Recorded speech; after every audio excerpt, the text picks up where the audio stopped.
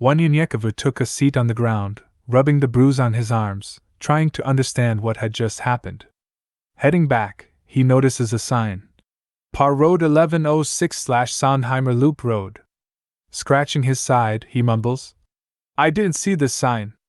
Hands still shackled and his mind perplexed until he walked upon a sign that said, "Welcome to Sondheimer, Louisiana."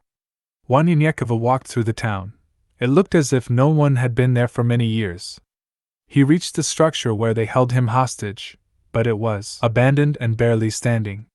He continued, seeing his backpack as he bent down to get it. Letzi and Yael appeared. "Many will come and say that they are your brother or sister, but their hearts will be far from it. They shall deceive many with these lies. Taking, but never giving. Using you for profit but not caring for you at all. There will be many ways they shall try to deceive Sabaoth's children.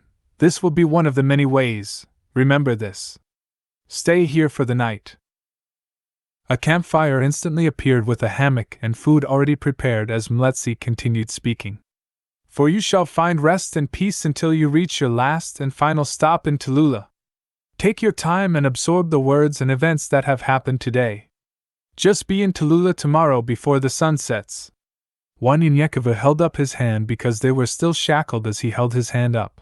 They disappeared as well, but the bruises were still there. Wanyanyekovu just stood in a daze while thinking about everything that had happened to him.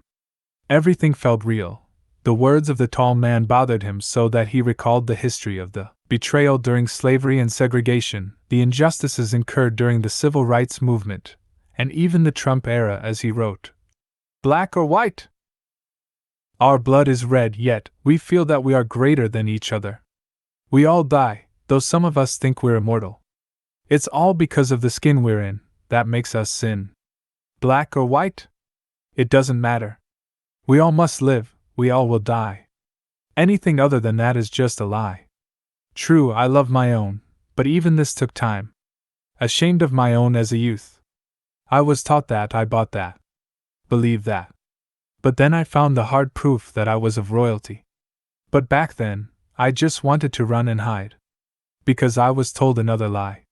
They said I was a savage, that I was a nobody. Then I found out I was somebody. Not because of my skin, but because of the sun. Black or white? Who's the greatest? None. But the sun." Wanyanyekovu realized he had 24 hours to get to Tallulah, so he relaxed and got caught up on some reading. Taking out his Torah, he read the book of James, which was his favorite, and finished by reading a few passages from the book of Acts and Revelations. The sun began to set, so he gathered some wood for the fire and finished up the scroll Mletzi gave him. His mind was racing again as he took out his notepad and wrote, "After death. What should I expect after death? A parade or a party? All that doesn't matter to me. What do you do with the eggshells after you have gotten the egg? Same here. What I want to know is where my soul will go. That's more important to me, that is what I want to know. Often thinking about my life after death, it brings questions without answers. Will I be taken to heaven? Will I lift my eyes in hell? Even now, while I have life in this body, I often imagine death. When I'm taken from this world to enter the next. I know there are many out there that don't believe in life after death. There are many out there that believe they will be reincarnated after death. The word tells me, after death, there is judgment. I believe that everyone has a soul. After death, that soul needs somewhere to go. Do me a favor, go out into the woods, or someplace where it's nice and quiet. Look around, listen to the sounds. Now imagine that you don't have a body, no feelings, not with the human touch. With your eyes, only travel into space, fly until you have seen all you want to see. Now stop, look at the time, it's plain to see. You have traveled to eternity, a place without time. Now imagine, what will it be like? After death?